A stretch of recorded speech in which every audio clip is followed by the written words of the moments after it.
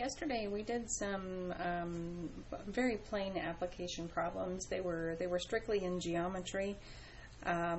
Today, though, we're going to be putting those in context a little bit.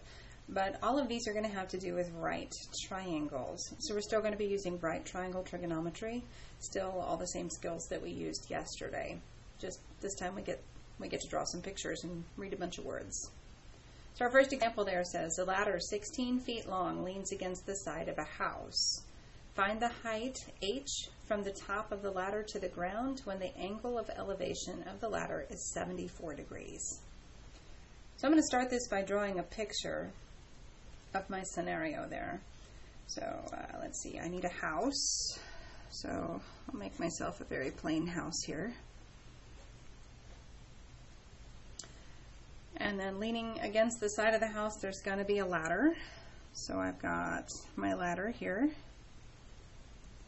And they say the ladder is 16 feet long. So that means this side over here would be 16 feet. And then they tell me, well, the ladder, of course, is on the ground here. And that's going to be a right angle. We're going to assume that this house is square. They tell me the angle of elevation of the ladder, which would be this angle right here, is 74 degrees. Angle of elevation means from wherever you're at to wherever you're going, what the angle is between that and a horizontal line. So our horizontal line is the ground. All right, the question then is, what is the height from the top of the ladder to the ground? So that would be from here to here. And they want us to call it h, so I'm going to put an h there. Okay, so I can see a right triangle in here pretty clearly. This one right here. The side of the triangle that I have a value for is the hypotenuse, 16 feet. And the angle that I have here is 74 degrees. The side I'm looking for is this one over here. In relation to that angle, this side is the opposite side. So the trig function that will relate opposite and hypotenuse is sine. So I would start by saying sine of 74 degrees is equal to, and then it's opposite over hypotenuse, so that would be h over 16. Now we just need to solve this for h. Of course, I can do that by multiplying both sides of the equation by 16.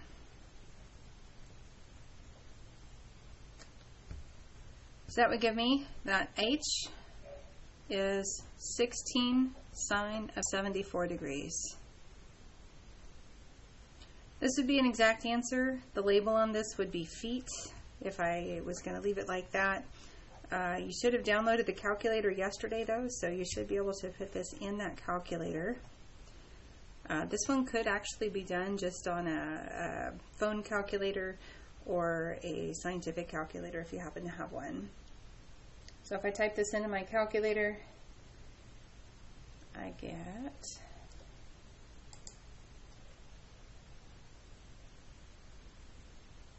15.38 feet.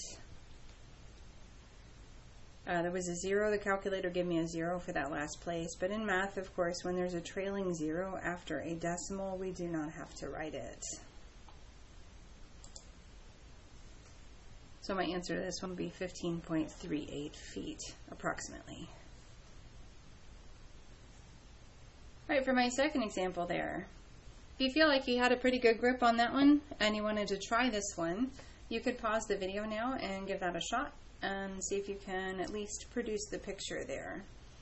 If you'd like to see another example worked out, just go ahead and stay with the video and I will work this one out and explain everything along the way. So this one says, of course I'm going to read it first because that's always your first step. It says, from a point 65 feet in front of a church, the angles of elevation to the base of the steeple and the apex of the steeple are 35 degrees and 43 degrees respectively. Find the height of the steeple. Okay, so once again, I'm going to need a little picture. This time I'm just going to draw the face of the church.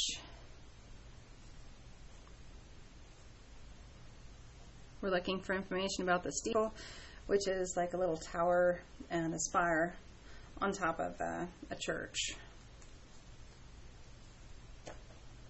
So they tell me that we are looking 65 feet in front of the church. So I'm going to draw the ground out here and label that 65 feet.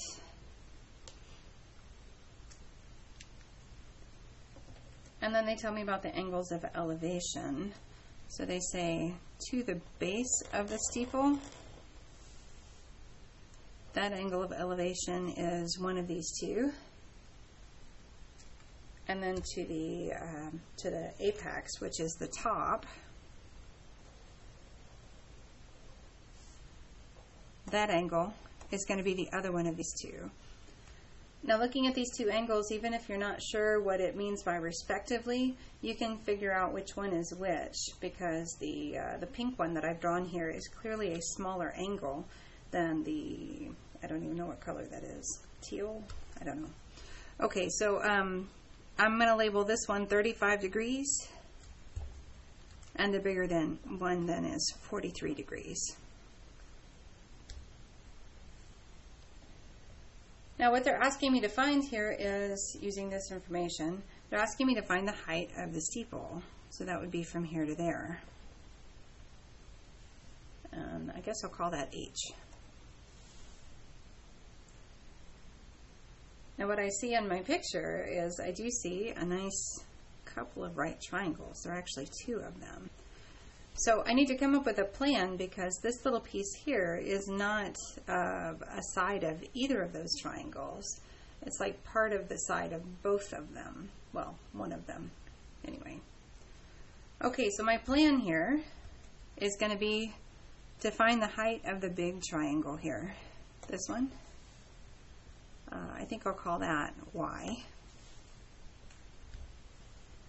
And then I'm going to find the height of the little triangle. So this one right here, I'll call that X. And then in order to find the H, the height of the steeple that I was actually looking for, I would just need to subtract Y minus X.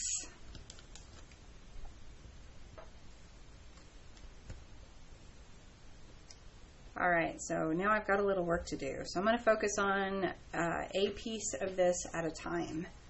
So I'm going to start with a Y. So the Y is the height of the big triangle here. So I'm looking at the teal green whatever line there I've got there. So this triangle here, what I know about it is I know that the base side of the triangle is 65. And I know that this angle over here is 43 degrees. Now in relation to this angle, the side that I know is the adjacent side. It's the one that's next to it. And the side I want is opposite from that angle. So the trig function that would relate those two sides, opposite and adjacent, would be tangent. So I'm going to write that out. Tangent of the angle 43 degrees is equal to the opposite side, which I labeled Y, over the adjacent side, which is 65. So now, similar to the last one there, in order to solve this for Y, I would have to just multiply both sides by the denominator. So that would give me Y is 65 tangent 43 degrees. I could put that in the calculator and get a decimal approximation, but that's not going to be my final answer. So I'm actually just going to leave that as it is right now. And then I'll go back and focus on X. So now X is, according to my picture here, it is the height of the smaller right triangle that we have here. The information that we know about this one is, again, the base side is 65. And we know this angle over here, which is in the same position as the last one there, but that one is 35 degrees. Now, two sides that we're comparing on this one, again, in relation to the angle that we know, are the opposite side and the adjacent side. So again, for this one, I'm going to have to use tangent. So I'll say tangent of 35 degrees is equal to, and tangent is opposite over adjacent again, so that's going to be x over the adjacent side, the one next to it, is 65. Then to solve that for x, again, I would just multiply both sides by 65. So I would get x is equal to 65 times tangent of 35 degrees. Okay, so now I'm ready to find my h. Going back to my original plan up here. My plan was to find y and then subtract x from it. So I'm going to write down what I have here. So 65 tangent 43 degrees minus 65 tangent of 35 degrees. And so now I could put that into my calculator. Get a decimal approximation for that one. A little bit typing there. My calculator said 15.100. This one has two trailing zeros, so even though I'm rounding to 3 decimal places, I don't have to write that. I can just write 15.1. And since the side of the triangle that they gave me is measured in feet, this answer is also measured in feet. That would be my answer. That steeple is 15.1 feet tall. Now here's some interesting food for thought and maybe a little something that you can explore with here. See if in your calculator 65 times the quantity, tangent 43 degrees minus tangent 35 degrees, gives you the same answer. And if it does, see if you can figure out why. That's the algebraic reason. We're going to go to the third example now. Once again, if you feel like you've got a pretty good grip on things, or even if you just want to think about it for a minute, you could pause the video and see if you can at least get a picture for this problem. If you're drawing your own picture, of course, it may not come out looking exactly like the one that I decide to draw, because you may decide to do it from a different angle or whatever. But as long as the triangle that is included in it is the same, we should come up with the same results. So here we go. It says, from the time a small airplane is 100 feet high and 1,600 ground feet from its landing runway, the plane descends in a straight line to the runway. Determine the plane's angle of descent. Okay, so I'm going to need a picture again. Let's see, it says that the plane is 100 feet high, so that's going to be the altitude here. And it's 1,600 feet from the runway, so that's going to be along ground feet. So that's going to be along the ground here. So 1,600 feet down here. There would be a right angle between those two. And then we have an airplane here. The airplane is flying this direction. And it says it's going to fly now in a straight line down to the runway. So we'll say that the runway is starting right here and going this direction. Now the question that they're asking is, what is the angle of descent? So just thinking about that, even though we haven't really talked about that terminology before, that would mean how much is it slanting downward from a horizontal? Now, if we think back to geometry, in the picture that we have drawn here, we actually have parallel lines. Since the ground is horizontal and the line that we're working with up here is also horizontal.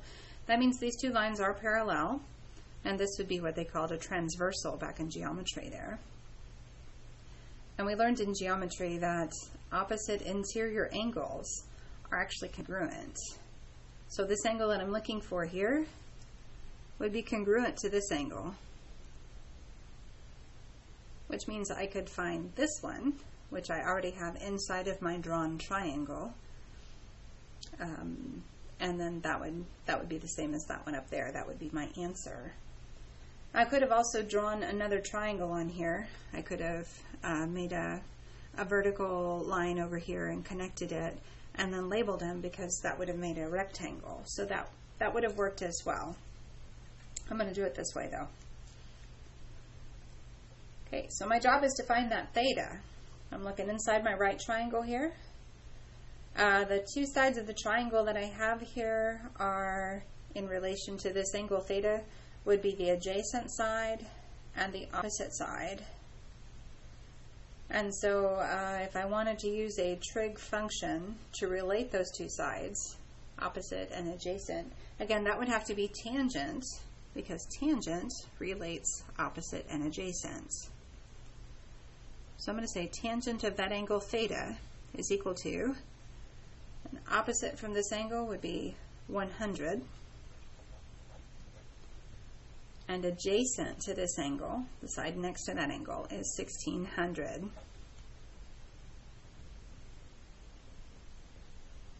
Okay, now 100 over 1600, I don't really have to reduce this if I don't want to, because I'm just going to type it in the calculator anyway. But I do know that when I've got trailing zeros on the top and the bottom of a fraction, I could just cancel them out and get something that's a little bit easier to work with there. So that's the same as 1/16. All right, so from here, I need to solve this for theta. Right now, I've got tangent of theta, so I need to do whatever it's going to take to get rid of that tangent. Now, getting rid of a tangent requires using an inverse tangent. So I'm going to say inverse tangent of the left side and inverse tangent of the right side.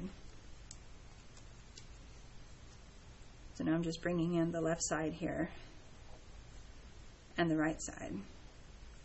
Whatever you do to one side of the equation, you have to do to the other.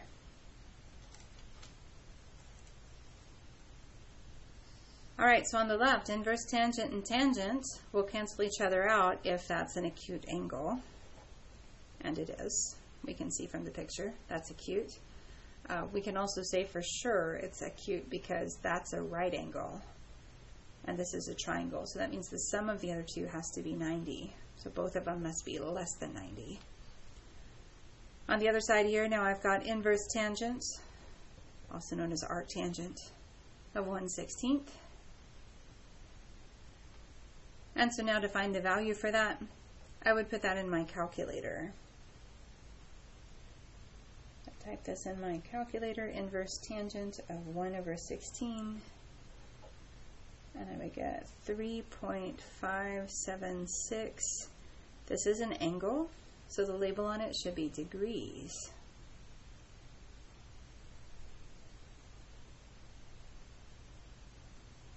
Okay, so the key to these really is if you're not given a picture to work with, you have to produce a picture based on what you see there.